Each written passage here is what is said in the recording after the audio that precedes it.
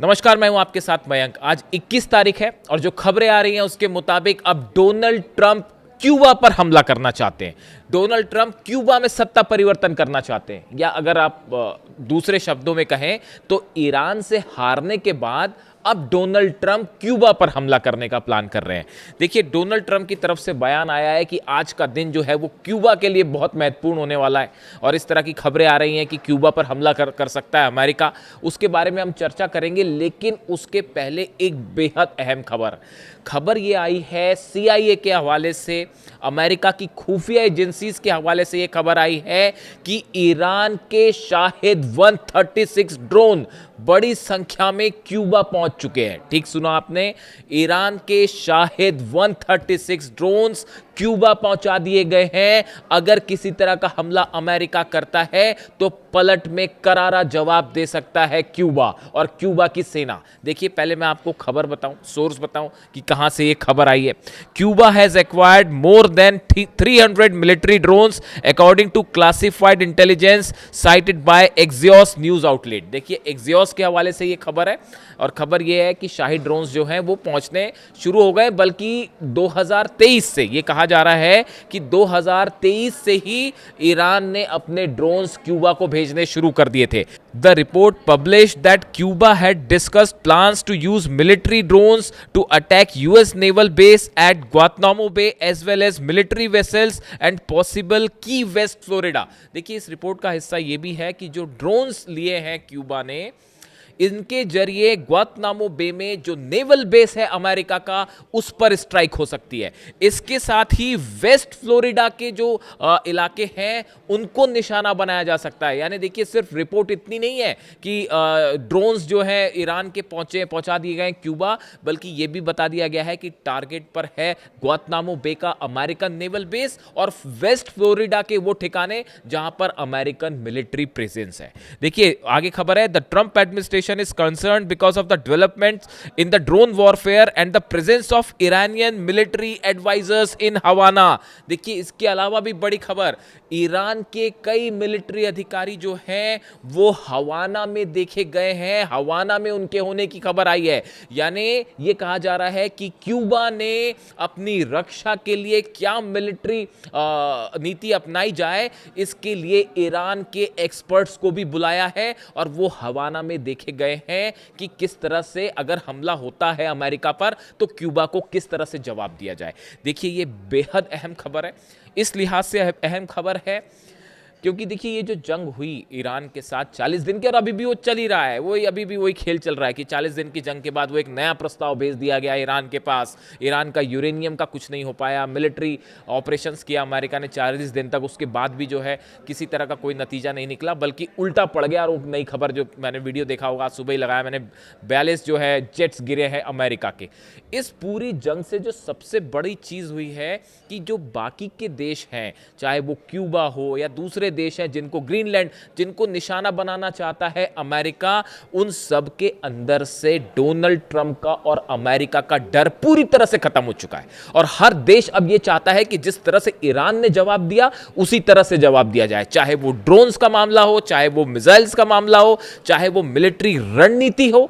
जो ईरान ने एक एग्जाम्पल पेश कर दिया है, मोज़ैक जो रणनीति के तहत अलग अलग अपनी मिलिट्री को डिवाइड किया और उसके बाद जो अपने टारगेट सबको तय कर दिए गए, उनको हथियार दे दिए गए और कह दिया गया कि हमला करिए। ये रणनीति पूरी दुनिया में पॉपुलर हो चुकी है और अब क्यूबा जैसे जितने देश अमेरिका के निशाने पे हैं, उन सबका कहना है हम भी वैसे ही अटैक करेंगे जैसे ईरान ने अमेरिका को धूल चटाई। यानी देखिए, ये ईरान ने एक मॉडल सेट कर दिया है कि अमेरिका को कैसे जंग में हराया जाए, अमेरिका को कैसे आर्थिक मामलों में झुकाया जाए, पटकनी दी जाए। अब इसी को सब फॉलो कर रहे हैं। अब देखिए खबरें, क्यूबा के राष्ट्रपति मिगुएल डियाज कानेल ने सोमवार को अमेरिका को भारी खून खराबा होने की चेतावनी दी है। क्यूबा के राष्ट्रपति ने कहा कि क्यूबा पर अमेरिकी सैन्य हमला करने पर अमेरिका को भारी नुकसान भुगतने के लिए तैयार रहना होगा। ऐसा उन्होंने डोनाल्ड ट्रंप प्रशासन द्वारा नए प्रतिबंध लगाए जाने के बाद कहा। सोमवार को ट्रंप प्रशासन ने क्यूबा सरकार पर नए प्रतिबंधों की घोषणा की। अमेरिका ने 11 क्यूबा के अधिकारियों पर भी बैन लगाया है। विदेश मंत्री मार्को रूबियो ने एक बयान में कहा कि आने वाले दिनों और हफ्तों में कार्रवाइयां और की जा सकती है। अमेरिका की तरफ से एक तो नए बैन्स लगा दिए गए हैं, इकोनॉमिक सैंक्शंस लगा दिए गए हैं, क्यूबा के ऊपर कई अधिकारियों को बैन कर दिया गया है। इसके अलावा देखिए आप कई शिपिंग कंपनीज हैं क्यूबा की जिनको भी बैन कर दिया गया है। ये सब कुछ वैसा ही है बिल्कुल जिस तरह से ईरान के ऊपर सैंक्शंस लगाए गए, ईरान के अधिकारियों पर सैंक्शंस लगाए गए, ईरान के ऑयल जो व्यापार है उस पर बैन लगाया गया, ईरान के जो शिपिंग कॉरपोरेशन है उस पर बैन लगाया गया। सब कुछ ऐसा ही अब क्यूबा के साथ भी हो रहा है।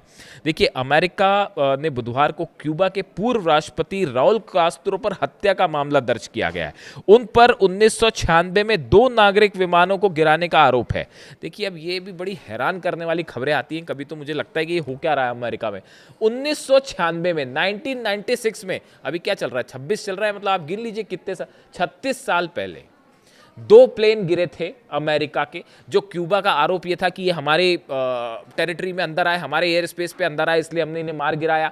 जबकि अमेरिका का कहना ऐसा है कि वो क्यूबा के एयर स्पेस के बाहर थे और उनका आरोप है कि राउल कास्त्रो जो हैं उन्होंने ये प्लेन्स गिरवाए। राउल कास्त्रो फिदेल कास्त्रो जो क्यूबा के शासक थे उनके भाई हैं और राउल कास्त्रो पर अब 36 साल बाद हत्या का केस दर्ज किया गया है। इसलिए ये माना जा रहा है कि अमेरिका जो है वो हमला करना चाहता है क्यूबा को लेकर।